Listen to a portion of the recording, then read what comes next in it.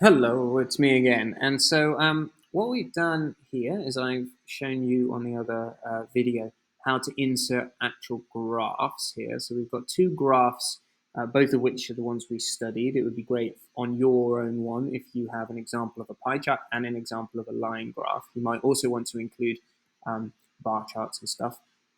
But also, what I've done is I've used images here to kind of show data in other ways. So here I've done, I guess it's kind of a pictogram because it's pictures showing number.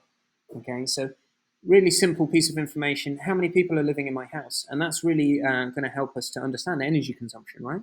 So in order to do this, I simply went into my insert here,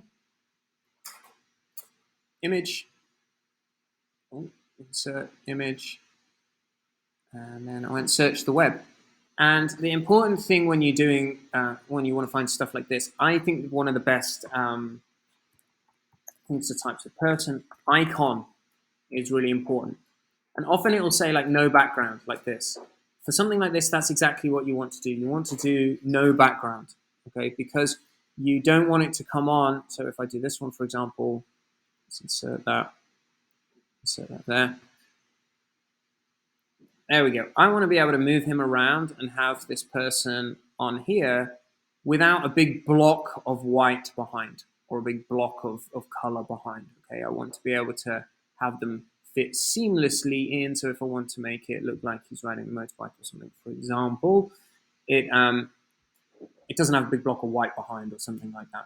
Okay, so that's what I did with this one, and that's what I did with this one. So this one, as you can see, I can have a green box behind it because it's got a transparent background, okay, or it's in PNG is often the case, okay. And so that's what I did with these ones here. I've got 5 individual ones, and what I'd highly recommend you do instead of you doing multiple ones in a pictogram like this is put the first one in and then just copy and paste the first one so that it's the same size each time. All right.